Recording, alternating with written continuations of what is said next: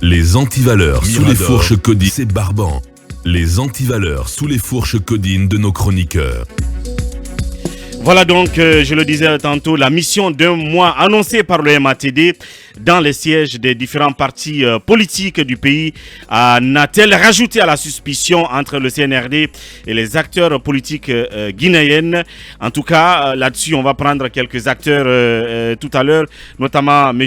Étienne Soropogui, qui est président du MVC, et tout à l'heure va donner donc son avis là-dessus. Talibé, alors, on peut dire que les gens continuent à douter de si vous voulez, la bonne foi qu'anime le ministère de l'administration du territoire pour cette tournée annoncée. Oui, comme vous le savez, c'est une décision, en tout cas un communiqué qui a pratiquement pris de court les acteurs politiques guinéens, puisque nous étions déjà dans un climat de forte suspicion au lendemain de la dissolution du FNDC. Oui. Et vous vous rappelez que beaucoup, en tout cas d'acteurs censés être proches du CNRD prêchent l'idée que le nombre de partis politiques soit réduit dans ce pays et que, bien évidemment, on remette de l'ordre dans la classe politique guinéenne en faisant en sorte que les partis politiques respectent un minimum de règles qui régissent la vie de ces partis politiques. Et donc, on parle souvent de plusieurs partis qui n'ont pas de siège, qui n'ont pas d'adresse, même si aujourd'hui, Mamadouri, bien évidemment, Mohamed Kaba soulevait la question, est-ce que cette junte, ou en tout cas cette transition, est le meilleur moment pour que nous puissions espérer remettre l'ordre demandé dans les rangs de ces partis politiques. Et moi, je pense qu'aujourd'hui, il faut espérer que cette démarche soit davantage inclusive, qu'elle soit participative, rassurante, ouais. Et qu'on dissipe les inquiétudes des uns et des autres. Absolument. Par rapport à la finalité, parce que, à mon avis, la finalité ne doit pas être une intention de dissolution systématique ou en tout cas de retrait systématique d'agrément, mais contribuer à faire en sorte qu'il y ait plus d'informations sur la situation de ces partis, sur leur implantation, sur, comme le communiqué le dit, l'implantation, la cartographie justement de ces partis politiques à travers le pays. Merci Talibé, on nous fait signe que nous avons M. Étienne Soropogui en direct. Monsieur Étienne, bonjour. Oui, bonjour Ori, bonjour aux amis, bonjour à la Guinée. Bienvenue dans Mirador. Oui, première question, Emmanuel. Monsieur Soropogui, par rapport d'abord à cette mission annoncée du MATD au sein de vos différentes formations politiques, on sait que la tension est déjà palpable entre la classe politique et le MATD. Est-ce que c'est avec justement ce fond de tension que vous percevez cette mission? Sinon, est-ce que vous la trouvez plutôt dans l'ordre normal des missions du ministère? Écoutez, je voudrais, avant mes propos, dire mes condoléances, et toutes mes condoléances à mon ami Abouakar Diallo et à toute l'équipe de FIM FM qui vient de perdre son papa. Je crois que c'est notre papa doit trouver dans cette épreuve qui traverse toute mon amitié. Merci pour la compassion. Maintenant, je crois que vous l'avez dit, vous l'avez dit, nous commençons malheureusement à toucher le fond. Nous commençons à toucher le fond et je crois que la seule explication à cela, c'est que les militaires, les jeunes militaires au pouvoir, ont pris le pouvoir, ils y ont goûté, ils ont pris goût, ils ne veulent pas quitter le pouvoir, donc ils sont en train de travailler à vouloir conserver le pouvoir. Donc c'est l'explication à tout cet aveuglement, c'est l'explication à toute la crise qui secoue notre pays actuellement. Et malheureusement, toutes les personnes qui sont susceptibles, les personnes ou les entités qui sont susceptibles de se mettre sur cette route pour essayer de barrer ce projet, malheureusement, prennent le risque d'être persécutés, prennent le risque d'être bâillonnés. Bien. Mais nous n'avons pas d'autre choix que de faire cela. Parce qu'encore une fois, notre lutte en Guinée, elle est connue. Il est connu, pardon. On le dit, on le rappelle à tout bout de champ. Nous travaillons pour l'ancrage démocratique au niveau de la Guinée. Ce n'est pas un agenda caché. La démocratie, c'est une promesse d'une société meilleure pour tout le monde. Attention, c'est important. La démocratie, c'est une promesse d'une société meilleure pour tout le monde. Et c'est en cela que nous travaillons. C'est en cela que nous prenons le maximum de risques possibles pour faire en sorte pour que notre pays soit un environnement de paix, un environnement agréable où tout le monde peut vivre en paix. Bien. Mais c'est différent de la force. C'est-à-dire qu'on ne peut pas penser que, parce qu'on porte un projet, de vouloir s'éterniser au pouvoir et que la solution est de tout faire pour faire taire ceux qui ne veulent pas que cela soit. Parce qu'encore une fois, ceux qui sont là aujourd'hui, personne ne leur a demandé d'être ici. Ils ont reçu le mandat de personne pour faire un certain nombre de projets qu'ils portent aujourd'hui. Ce qui a été demandé depuis qu'ils sont au pouvoir, c'est de travailler pour que très rapidement, nous puissions revenir à l'ordre constitutionnel. Parce qu'encore une fois, dans notre pays, ce n'est pas le plus fort qui prend le pouvoir. C'est celui qui aura bénéficié de la confiance du peuple de Guinée, qui doit être président de l'ensemble des Guinéens. Bien. Ce n'est pas la force. Bien. Si ça doit être la force, attention, il vaut mieux informer les gens pour qu'ils aient mieux ce pouvoir. Mais monsieur Etienne, imaginez, laissez-moi parler. Imaginez un vendeur de drogue peut décider, dès l'instant qu'il se rend compte qu'en Guinée, c'est par la force qu'on prend le pouvoir, il peut décider demain d'aller faire ce qu'il veut. Il vient prendre le pouvoir par la force. Parce qu'en ce moment, on aurait expliqué à tout le monde que c'est la force qui marche dans ce pays. Oui, mais quel est le rapport exactement? C'est contre cela que nous nous battons. Les gens doivent le comprendre. Il ne faut pas que notre combat soit dévoyé. C'est pour cela que nous nous battons et je crois que nous sommes déterminés, résolus à mener ce combat. Sur ce terrain-là, vous êtes quand même convaincu. Sur ce terrain, vous êtes tout de même convaincu que ceux qui sont en place sont en train de lutter contre ce à quoi vous faites allusion. Non. Déjà, ce n'est pas ça le sujet. Peut-être la question même, Monsieur Soropogui, est-ce que on peut en vouloir au ministère de l'administration du territoire peut-être d'avoir fait un certain nombre de constats en ce qui concerne la vie et le fonctionnement des partis politiques et de vouloir justement avoir une situation générale et la cartographie des partis politiques, c'est quand même quelque chose qu'il faut saluer, M. Etienne.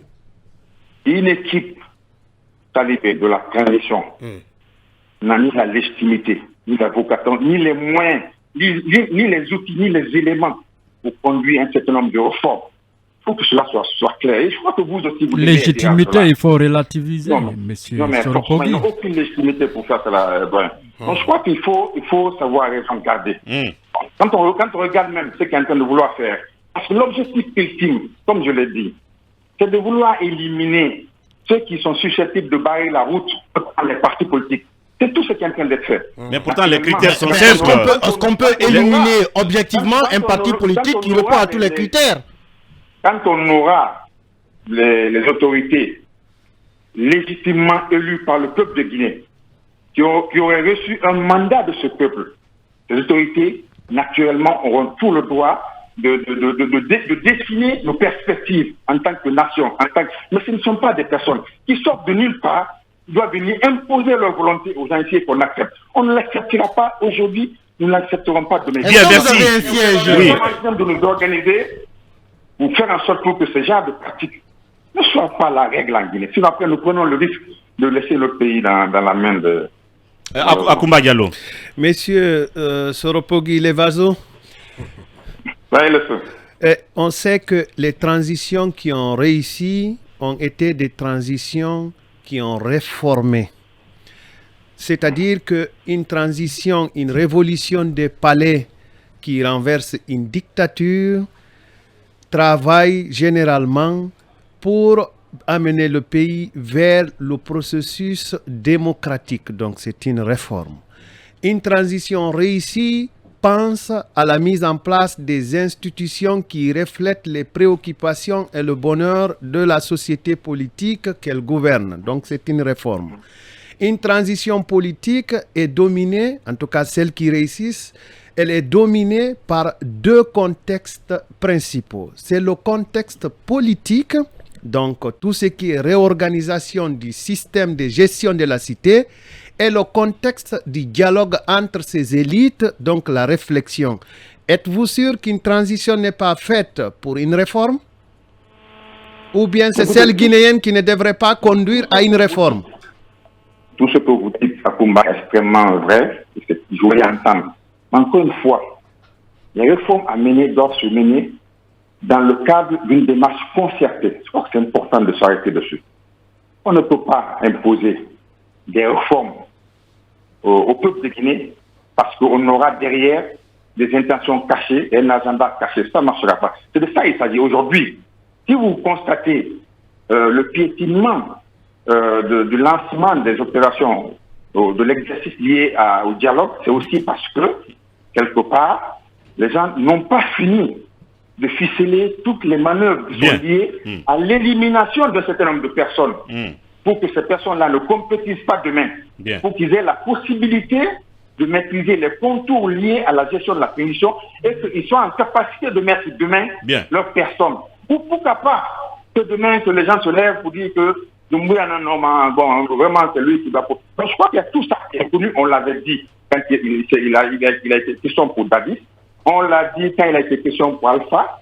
Je crois que nous devons nous léser comme un seul homme pour dire que si les démarches comme ça sont menées, encore une fois, ça ne fera que reporter l'échéance.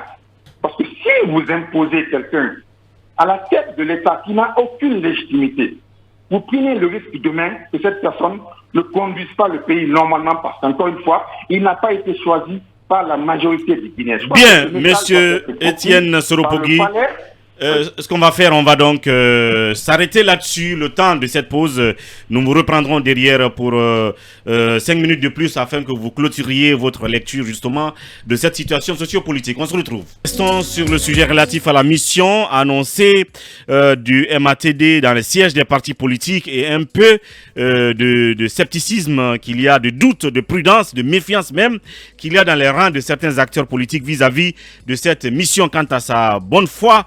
Akoumba, vous étiez en train justement de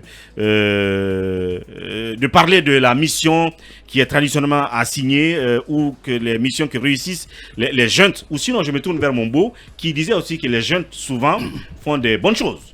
Oui, disons que Napoléon Bonaparte, Napoléon le Grand, a dit qu'une révolution... Ou les révolutions. Une révolution, on ne l'efface pas. Il faut, comment dirais-je, l'encadrer, la cajoler. Est-ce que vous voyez? Le même Napoléon fut à la tête du directoire parce qu'après la Révolution française, il y a eu cette terreur blanche répandue par Robespierre. Il y a eu des morts d'hommes. Il a récupéré le pays. C'est lui qui a créé ce qu'on appelle le Code civil français, dont la Guinée s'est inspirée et les autres pays. Et bien d'autres pays. Bien d'autres pays. C'est lui qui a créé le lycée, le baccalauréat, dont on parle aujourd'hui, ainsi que le franc germinal. Il n'avait pas été élu en ce moment. Donc dire que quelqu'un, une junte, n'est pas légitime, elle ne peut pas poser des réformes, je crois qu'il faut relativiser. Cela, parce que les réformes, on le sait, si on vante aujourd'hui J.R. Rawlings du Ghana, ainsi de suite, c'est parce que Thomas Sankara, c'était avec une main de fer qu'il avait redressé le Ghana. Un président civil, on sait la plupart du temps avec les conciliabules politiques, les compromissions et autres, tout le reste. Tout ça, ça fait que c'est très compliqué parce que on est un peu... D'ailleurs, tout ça qui a fait qu'Alpha Condé n'a pas pu faire certaines choses dont il a rêvé de faire depuis opposant. Le président Alpha Condé a toujours eu la volonté de bien gérer son pays, mais il s'est retrouvé face à la réalité politique, à la réalité politique, les alliances. Voilà, étant, comment dirais-je, un politicien inspiré, un maoïste ou un peu mitterrandien, ça fait qu'il a privilégié le politique par rapport le politiquement correct voilà, à la réalité. Voilà. Et nous avons à nouveau Étienne Soropogui pour 5 minutes chrono. Bienvenue à nouveau, monsieur Soropogui. Oui, merci, je suis à vous. Bien, alors il y a déjà si vous voulez un internaute qui demandait... Je voudrais avant clarifier un pan de mes propos. J'ai été alerté que sur les réseaux sociaux, certaines personnes sont en train de travestir c'est un pan de mes propos tout à l'heure là. D'accord. J'ai voulu dire que la prise du pouvoir par la force n'est pas une démarche à encourager. Et si nous y prenons garde, quelqu'un qui est dans le business de la drogue, n'importe lequel, que aussi parce qu'il aura de l'argent, il aura un pouvoir de manipulation, il aura assez d'éléments en sa possession, il peut venir au niveau de notre pays, user de tous ses moyens, user de ce pouvoir, user de cette influence, prendre le pouvoir. C'est en cela que nous sommes en train de dire qu'il n'est pas à encourager que le principe de la prise du pouvoir par la force et son exercice aussi par la force. C'est ça. Bien, ok. C'est important pour moi de préciser cela. Merci bien. Alors, il y a un internaute qui demandait, est-ce que vous avez un siège? Nos valeurs communes, est-ce que vous avez un siège? Voilà. Dans le cadre de la mission annoncée. Quand on a créé le parti Nos valeurs communes, nous avions un premier siège à Sonfonia. Vous vous souviendrez que quand j'ai été arrêté à l'occasion suite aux événements liés au scrutin présidentiel de 2020, je crois, le propriétaire des lieux avait tout de suite enlevé tous les logos et tous les insignes du parti au niveau de ce siège et il nous a demandé de quitter. C'est sûr qu'à l'époque, moi, j'étais. C'est fréquent d'ailleurs. Je confirme d'ailleurs que c'est fréquent d'ailleurs. Je confirme que j'ai fait. Non, attendez. Aujourd'hui, oui. nous avons eu un très grand siège au niveau de Simbala. D'accord. C'est connu, c'est là-bas, tout le monde connaît. Et nous sommes en train de travailler pour le mettre en état. Nous avons un très grand siège à Simbala.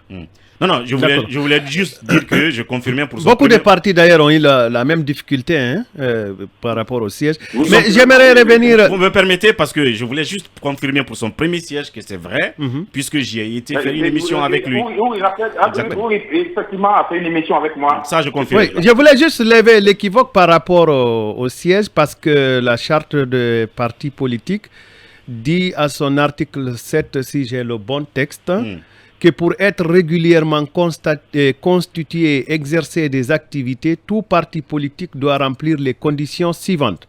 Avoir des statuts régulièrement adoptés par les fondateurs, avoir obtenu l'autorisation administrative, se conformer strictement à la loi fondamentale et à la réglementation en vigueur. Je ne vois pas l'handicap lié au siège au niveau de cette partie. Cependant, cette même charte précise que les partis politiques ne peuvent porter atteinte ni à la sécurité et à l'ordre public, ni aux droits individuels et collectifs. Ils ne peuvent créer de groupements militaires ou paramilitaires. Donc le siège, je ne vois pas là où il est obligatoire. Non, absolument. Dans la charte des partis, aucune disposition de la charte des partis politiques n'indique l'obligation qui est faite à un parti politique de disposer un siège. C'est vrai que c'est pour des questions de commodité. On peut même estimer que ça va de soi. Que quand il y a une partie, au moins que vous ayez un endroit où vous tenez vos réunions. Ça va de soi. Mais encore une fois, je crois qu'il s'agira, si on veut aller pour imprimer un certain nombre de réformes dans le cadre de la gestion des partis politiques, de travailler aussi dans le cadre, comme on l'a dit, d'une démarche concertée. Une démarche concertée pour qu'on s'assure que les partis qui doivent pouvoir exercer au niveau de notre pays puissent réunir un certain nombre de conditions. Sur le principe, on n'a aucun problème. Ça fait partie des choses naturelles qui doivent être faites dans un pays. Mais encore une fois, ce que nous condamnons aujourd'hui dans le cadre de la conduite de cette transition, c'est aussi l'arrogance à travers lequel, et un certain nombre de mépris à travers lequel la jeune est en train de dérouler son agenda, en faisant fi de la présence d'un certain nombre d'acteurs présents qui sont connus, qui sont quand même d'envergure, qui représentent 97% des populations guinéennes. Ça, encore une fois, ils doivent pouvoir arrêter cela parce que ce n'est pas de nature à tranquilliser notre pays. Nous allons bientôt être tranquillisés, vous le relatez tantôt. Voilà, c'était donc Étienne Soropogui sur le bien fondé de cette tournée du MATD dans les partis politiques et globalement de la façon dont la junte gère cette transition et donc pourquoi elle devrait changer de méthode. Merci donc à monsieur Étienne là-dessus. On va tout à l'heure donc appeler